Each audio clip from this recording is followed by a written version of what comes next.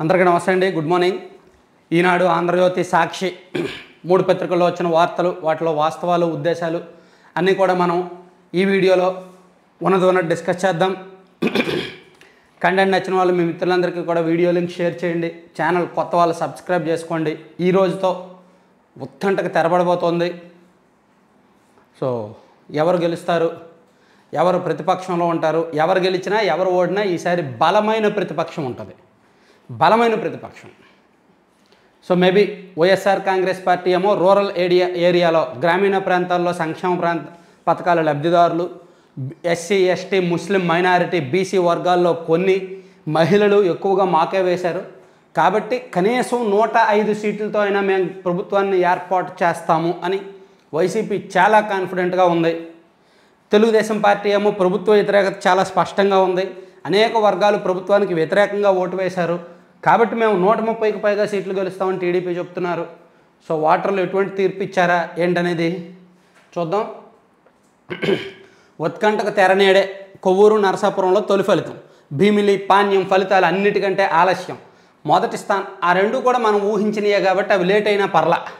MP స్థానాల్లో మొదట రాజమహేంద్రవరం, నరసాపురం. అమలాపురం ఫలితం అన్నిటికంటే చివరిలో. ఈవీఎంలో ఒక్కో రౌండ్కు 20 నుంచి 25 నిమిషాలు. మధ్యాహ్నం 1 గంట కల్లా ఫలితాలపై స్పష్టత. రాష్ట్ర ప్రధాన ఎన్నికల అధికారి ముఖేష్ కుమార్ మీనా. మేబీ ఈ వీడియో మీరు చూస్తునేసరికి పోస్టల్ బ్యాలెట్ ఓట్లు లెక్కింపు జరుగుద్ది. నేను అనుకోవడం తొలి గంటలో, ఫలితాల ప్రకటన తొలి గంటలో కూటమి లీడ్లో ఉంటుంది. అది నేను ఖచ్చితంగా రాసి చెప్పగలను. అంటే తొలి గంట అంటే పోస్టల్ బ్యాలెట్ ఓట్లు ప్లస్ ఫస్ట్ రౌండ్, వీటిల్లో టీడీపీ కూటమి లీడ్లో ఉంటుంది. ఆ తర్వాత అసలైన రౌండ్లు మొదలెడతారు. సో అప్పుడు వైసీపీనా కూటమా అనేది తేలుతుంది అనమాట. ఫస్ట్ 1 అవర్లో మాత్రం కూటమికే ఫుల్ పాజిటివ్ ఉంటుంది. ఎందుకంటే ఈవీఎం ఓట్లు ఉంటాయి, అదే పోస్టల్ బ్యాలెట్ ఓట్లు ఉంటాయి కాబట్టి. మరికొన్ని గంటల్లోనే ఉత్కంఠకు తెరపడనుంది. ఈవీఎంలో దాగిన ఓటర్ తీర్పు వెల్లడి కానుంది. కొవ్వూరు, నరసాపురం శాసనసభ నియోజకవర్గాలకు సంబంధించిన ఫలితాలు మొట్టమొదటి విడుదల కానున్నాయి. ఈ 2 స్థానాల్లో 13 రౌండ్లోనే ఫలితం తేలిపోనుంది.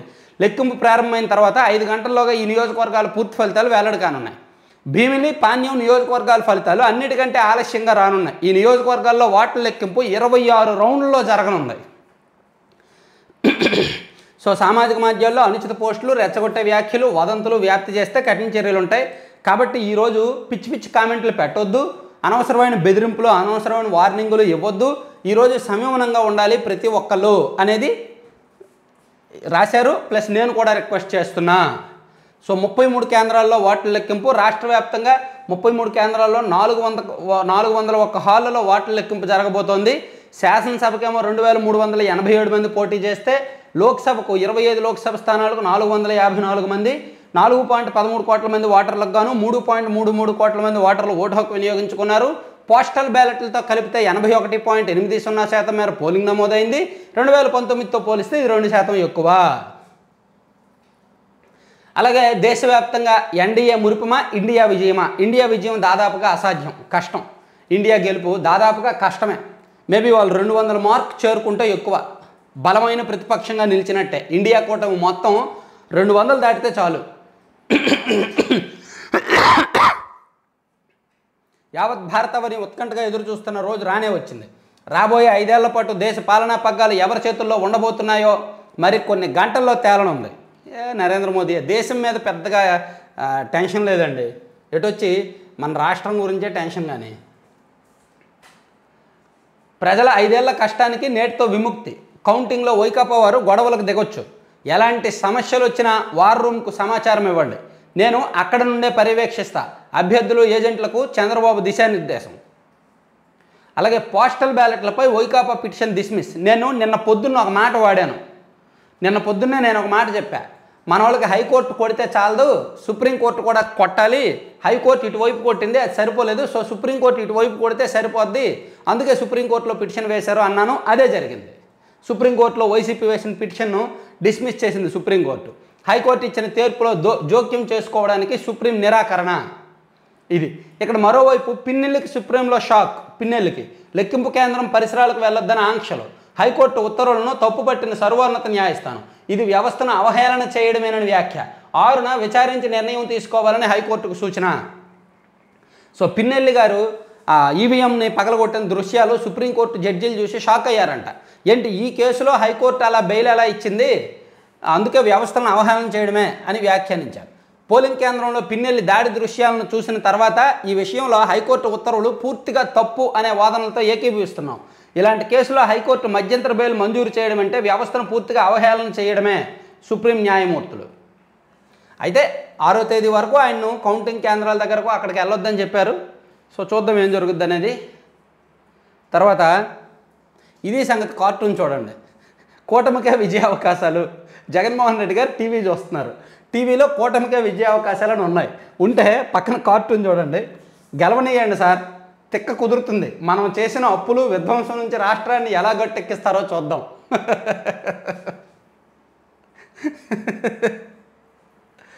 పింఛన్దారులకు తప్పని కష్టాలు. సామాజిక పింఛన్లు తీసుకునే లబ్ధిదారులకు అవస్థలు తప్పడం లేదు. గత నెల మాదిరిగానే ఈసారి కూడా పింఛన్ సొమ్ము కోసం బ్యాంకులు, ఖాతాదారుల సేవా కేంద్రాల వద్ద పడిగాపులు పడాల్సి వస్తోంది. ఓకే. తర్వాత మదుపరులకు భారీ లాభం. సార్వత్రిక ఎన్నికల్లో భాజపా నేతృత్వంలోని ఎన్డీఏ ఘన విజయం సాధించవచ్చన్న ఎగ్జిట్ పోల్స్ అంచనాలతో దేశీయ స్టాక్ మార్కెట్లు సోమవారం ఆకాశమే హద్దుగా దూసుకెళ్లాయంట. చాలా షేర్లు పెరిగాయి, చాలా వాల్యూ పెరిగింది. నేను ఈరోజు న్యూస్ పేపర్ అనాలిసిస్ కొంచెం సింపుల్గానే చెప్తా, ఒక 12 నిమిషాల్లో క్లోజ్ చేసేస్తా. ఎందుకంటే అందరూ రిజల్ట్స్ మీద దృష్టి పెడతారు కాబట్టి, ఇది తక్కువ మంది చూస్తారు కాబట్టి సింపుల్గా చెప్పుకుంటూ వెళ్ళిపోతానే. ఓన్లీ ఇంపార్టెంట్ వార్తలు అక్కడ వరకు చెప్పుకుంటూ వెళ్తా. ప్రజల 5 ఏళ్ల కష్టానికి నేటితో విముక్తి. కౌంటింగ్లో వైకాపా వారు కావాలంటే గొడవలు దిగొచ్చు, అది ఇది చెప్పారు. తర్వాత వైకాపా ఎమ్మెల్సీ రఘురాజుపై అనర్హత వేటు అంట. విజయనగరం జిల్లాకు చెందిన రఘురాజుని అనర్హత వేటు వేశారు. కౌంటింగ్ కేంద్రంలో వైకాపా ఏజెంట్లు అప్రమత్తంగా ఉండాలి. సీఎం జగన్ ఉంటారు, అప్రమత్తంగా ఉంటారు. తర్వాత ఎన్టీఆర్ ఫౌండేషన్కు మన్నవ మోహన కృష్ణ 2 కోట్ల విరాళం. తెదేపా ఎన్ఆర్ఐ బొద్దూరు కృష్ణ 25 లక్షలు అందజేత. గన్నవరం విమానాశ్రయంలో లోకేష్ భువనేశ్వర్లో ఘన స్వాగతం. అల్లర్లు సృష్టించేందుకు సజ్జల పేర్నాని ప్రణాళికలు. ఎమ్మెల్సీ రాంభూపాల్ రెడ్డి. ప్రభుత్వ సలహాదారు సజ్జల రామకృష్ణారెడ్డి, మాజీ మంత్రి పేర్నాని లాంటి నాయకులు బయట ఉంటే ఉద్రిక్తలు చోటు చేసుకునే అవకాశం ఉందని తెదేపా ఎమ్మెల్సీ రాంభూపాల్ రెడ్డి మండిపడ్డారు. ఓకే. మెగా ఎన్ఏఆర్ ఇన్ఫ్రాకు 96.97 కోట్ల చెల్లింపులు. 96.67 కోట్లు. జల్ జీవన్ మిషన్ పనులకు గత నెల 31న 7 బిల్లులకు ఆమోదం. ఆర్డబ్ల్యూఎస్ ఉన్నతాధికారుల అడ్డగోలు వ్యవహారం. కోడ్ వచ్చిన తర్వాత, పోలింగ్ జరిగిన తర్వాత గత నెల చివరిలో వాళ్ళకు అనుకూల కంపెనీలకు డబ్బులు చాలా వరకు బిల్లులు ఇచ్చేసారంట. ఇక్కడ సంక్షేమ పథకాలు పూర్తిగా ఇస్తున్నారో లేదో తెలియదు కానీ బిల్లులు మాత్రం ఇచ్చేస్తున్నారు. పొత్తులు కట్టి శక్తులను కూడదీసి అది జరుగుతుంది. సో ఇదంతా ఈనాడులో వ్యవహారం. సాక్షి చూసుకుంటే ఉత్కంఠకు నేడే తెర. ఉత్కంఠ ఏముంది? ఫ్యాన్కేగా ఓట్లేసింది, చెప్పారుగా ఆల్రెడీ. ఇంకా ఉత్కంఠ ఏముంది? సాక్షిలో ఏం రాశారు? మే 14వ తేదీన రాశారా? అంటే పోలింగ్ అయిపోయిన తర్వాత రోజే రాశారా? మరోసారి ఫ్యాన్ సునామీ అని. ఆల్రెడీ విజయం డిక్లేర్ అయిపోయిన తర్వాత, ప్రమాణ స్వీకారం ముహూర్తం పెట్టేసుకున్న తర్వాత, వేదిక సిద్ధం చేసుకున్న తర్వాత ఆహార పదార్థాలు వండేసి ఇప్పుడు ఆల్రెడీ ఫ్రిడ్జ్లో పెట్టేశారు. మెనూ రెడీ చేశారు, ఆహార పదార్థాలు వండేశారు, ఫ్రిడ్జ్లో పెట్టేశారు. 9వ తేదీన వెళ్ళి తినడమే ఆలస్యం. ఆల్రెడీ ఇదిగో పోలింగ్ తర్వాత రోజే రాశారు మరోసారి ఫ్యాన్ సునామీ అని. అప్పుడు అంత కరెక్ట్గా ఫ్యాన్ సునామీ అని రాసి ఈరోజు ఉత్కంఠకు తెర అంటారేంటి? ఎవరికొంది ఉత్కంఠకు? ఉత్కంఠకు నేడే తెర అనకూడదు. వైసీపీ విజయం నేడే అని రాయాలి. 21 రోజుల నిరీక్షణ తర్వాత వెల్లడి కానున్న ఎన్నికల ఫలితాలు. నేటి మధ్యాహ్నానికి పూర్తి స్థాయిలో స్పష్టత. వైఎస్ జగన్ నేతృత్వంలో వైఎస్ఆర్సీపీ ఒంటరిగా పోటీ, భారీ విజయం. భారీ విజయం అని రాసేయచ్చు, మీకు అలవాటేగా. 25 సీట్లు వచ్చినా ఘన విజయమే. చూడండి, ఇప్పుడు సినిమాలు రిలీజ్ అవుతాయి. అటర్ ఫ్లాప్ అయినా సరే బ్లాక్ బస్టర్ హిట్ అని చెప్పి పోస్టర్లు రిలీజ్ చేస్తారు. ఆ సినిమా ఫ్లాప్ అవుద్ది అయినా సరే బ్లాక్ బస్టర్ హిట్ అంటారు, సూపర్ డూపర్ హిట్ అంటారు, ఇండస్ట్రీ హిట్ అంటారు. ఎందుకంటే అలా చెప్పడం వల్ల వాళ్ళ కలెక్షన్లు వస్తాయని. అలాగే ఇక్కడ కూడా ఇది కూడా అంతేనమాట. బీజేపీ జనసేనలతో కలిసి కూటమిగా బరిలోకి దిగిన టీడీపీ ఓట్ల లెక్కింపు కోసం 33 చోట్ల 401 కౌంటింగ్ హాల్స్ ఏర్పాటు. ఓకే, ఇవన్నీ చెప్పుకున్నాంలే. రేపు ఏం రాస్తారో చూద్దాం. జూన్ 5వ తేదీన సాక్షి పత్రికలో ఏమొస్తుందా అని గత 20 రోజులుగా ఎంతోమంది ఉత్కంఠగా ఎదురు చూస్తున్నారు. జూన్ 5వ తేదీన సాక్షిలో ఏం రాస్తారా అని వచ్చే రిజల్ట్స్ని బట్టి. మన పార్టీ కార్యకర్తలు గొప్ప పోరాట స్ఫూర్తిని చాటారు. ముఖ్యమంత్రి వైఎస్ఆర్సీపీ అధ్యక్షుడు వైఎస్ జగన్. ఓకే, 14 లక్షల కోట్లు ఒక్క రోజులో పెరిగిన మదుపర్ల సంపద. కేంద్రంలో మళ్ళీ ఎన్డీఏ ప్రభుత్వమే వస్తుందన్న ఎగ్జిట్ పోల్స్ అంచనాలతో కదం తొక్కిన స్టాక్ మార్కెట్లు. మంచిది. రాష్ట్రంలో 483.15 కోట్ల నగదు సొత్తు స్వాధీనం. ఇందులో 170 కోట్ల నగదు, 61.66 కోట్ల విలువైన మద్యం, 35.97 కోట్ల విలువైన డ్రగ్స్ స్వాధీనం చేసుకున్నారంటండి. బా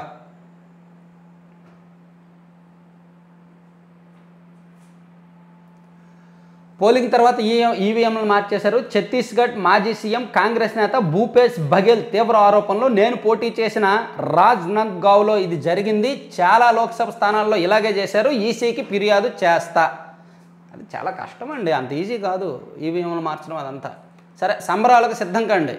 సంబరాలు చేసుకోవద్దంటారు, సంబరాలకు సిద్ధం కండి అంటే సరే సంబరాలకు సిద్ధం అవ్వండి, ఏముంది సిద్ధం అవుతారులే. కానీ ఎక్కడ కాన్ఫిడెన్స్ కనిపించట్లా మొహాల్లో. మీరు అబ్జర్వ్ చేశారో లేదో, తర్వాత రేపు మాట్లాడదాంలే. కానీ తెల్లారింది లేకండోయ్, నేడే విడుదల. కౌంటింగ్కు వేలాయే, హై టెన్షన్కు నేటితో తెర. ఓకే, కౌంటింగ్ సర్వం సిద్ధం. ఓకే, ఇదేమి తీర్పు? పిన్నెల్లికి బెయిల్పై సుప్రీం విస్మయం. ఆయనకు రక్షణ కల్పించడం పెద్ద జోక్ అని వ్యాఖ్య. నేడు కౌంటింగ్ కేంద్రానికి పిన్నెల్లి వెళ్ళొద్దు, ఆ పరిసరాల్లో కూడా కనిపించొద్దు. సుప్రీంకోర్టు ధర్మాసనం స్పష్టీకరణ. సుప్రీంకోర్టు ఇచ్చిన తీర్పు. అలాగే పోస్టల్పై జోక్యానికి శశిమెర జోక్యం చేసుకుంటే ఓట్ల లెక్కింపుపై ప్రభావం. సుప్రీంకోర్టు స్పష్టీకరణ. వైసీపీకి అక్కడ ఎదురు దెబ్బే. ఇక ఫోన్ ట్యాపింగ్పై సుమోటో విచారణ. హైకోర్టు నిర్ణయం. హైకోర్టు జడ్జి ఫోన్ ట్యాప్ చేశారని పేర్కొనడంతోనే జరగాలి. ఫోన్ ట్యాపింగ్ మీద వాళ్ళు సిబిఐ విచారణ కోరట్లేదు, అలాగే కోర్టులో కూడా ఎవరు పిటిషన్ వేయట్లేదు. అందుకే వ్యవస్థలే వాటికవే ఇన్వాల్వ్ అవ్వాలి, లేకపోతే ఎవరికి నచ్చినట్టు ఆడు చేస్తున్నాడు కదా. సో ఇదండి, ఈరోజుతో కొంచెం షార్ట్కట్లోనే ముగిద్దాం. మన అందరం కూడా రిజల్ట్స్లో బిజీగా ఉంటాం. రిజల్ట్స్ నేను అరగంటకి అప్డేట్ ఇస్తాను.